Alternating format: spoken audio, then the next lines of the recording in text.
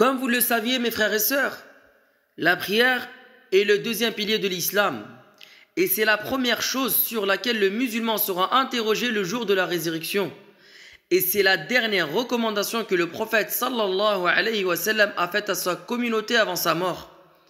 La prière, mes frères et sœurs, permet aux musulmans d'être en relation directe avec son Seigneur au moins 5 fois par jour. Elle est une lumière, comme le prophète sallallahu alayhi wa sallam a dit. As-salatu nur. La prière est une lumière. Naam, mes frères et sœurs, la prière est une lumière par laquelle Allah tabaraka wa ta'ala guide la personne à la droiture et au succès, l'empêche de commettre des péchés et le préserve de la turpitude et du blâmable. Allah subhanahu wa ta'ala dit Utlu ma uhiya ilayka min al-kitab wa aqim as-salah inna as-salata tanha 'anil fahsha'i wal munkar. Récite ce qui t'est révélé du livre et accomplis la prière. Certes, la prière empêche la turpitude et le mal. Et toi, mon frère, ma sœur, si tu veux connaître l'état de ton cœur, regarde-toi quand tu pries. Regarde-toi comment tu es dans ta prière. Et aujourd'hui, qu'Allah nous pardonne, combien parmi nous la prière est devenue pour eux un fardeau. Tu les entends dire « Venez, on prie pour être tranquille. » Venez, on prie pour être tranquille. Subhanallah. Ils ne se rendent pas compte de la gravité de leurs paroles. Venez, on prie pour être tranquille. Alors que le prophète sallallahu alayhi wa sallam disait à Bilal radiyallahu anhu « Oh Bilal, repose-nous avec la prière. » La prière est devenue pour eux un poids sur leur dos. Ils ne ressentent aucune réjouissance dans leur prière. Ils n'ont pas de khushu'. Leurs cœurs sont vides du rappel d'Allah. Distraits par ce bas monde. Tu les vois pressés de terminer leur prière, subhanallah. Alors qu'Allah subhanahu wa ta'ala a dit Innani ana Allahu la ilaha illa ana fa'budni wa aqimis salata li dhikri. Certes, je suis Allah. Il n'y a pas d'autre divinité méritant d'être adorée que moi. Adore-moi et accomplis la prière pour te souvenir de moi. Et le prophète sallallahu alayhi wa sallam a dit Inna ahadakum idha salla yunaji rabbah. En effet, quand l'un d'entre vous prie, il se confie, il s'adresse à son Seigneur.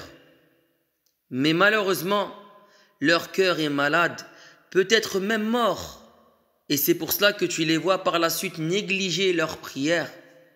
Ils la retardent, la sortent de son temps. Et ceci est grave. Allah subhanahu wa ta'ala dit فَوَيْلٌ لِلْمُصَلِّينَ الَّذِينَ هُمْ عَنْ صَلَاتِهِمْ سَاهُونَ. Malheur à ceux qui prient et qui sont négligents vis-à-vis de leur prière. Et certains vont même délaisser la prière qu'Allah nous préserve. Et vous connaissez tous la gravité du délaissement de la prière. Allah subhanahu wa ta'ala dit فَخَلَفَ مِنْ بَعْدِهِمْ خَلْفٌ أَضَاعُوا الصَّلَاةَ وَاتَّبَعُوا الشَّهَوَاتَ فَسَوْفَ يَلْقَوْنَ غَيًّا. Puis leur succédèrent des générations qui délaissèrent la prière et suivirent leur passion. Ils rencontreront bientôt l'enfer.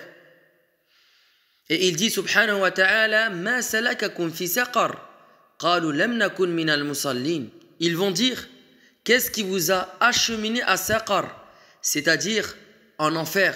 Ils diront nous n'étions pas de ceux qui faisaient la prière.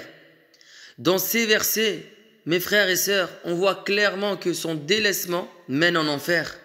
Le prophète sallallahu alayhi wa sallam a dit بَيْنَ الرَّجُلِ وَبَيْنَ الشِّرْكِ وَالْكُفْرِ تَرْكِ الصَّلَاةِ. Entre l'homme et l'association et la mécréance, il y a l'abandon de la prière. Par contre, celui qui a un cœur vivant, aimant vraiment Allah, il priera avec sincérité, avec khushu' et amour pour son Seigneur. Son cœur est reposé et son âme est apaisée. Il est réjouissant dans sa prière, tel qu'il était notre prophète Muhammad sallallahu alayhi wa sallam, qui disait « Et on a mis dans la prière ma plus grande réjouissance ». La prière était pour le prophète sallallahu alayhi wa sallam sa plus grande réjouissance. Est-elle de même pour nous? Réformons-nous, mes frères et sœurs. Notre prière est tout pour nous. Nous ne négligeons pas nos prières.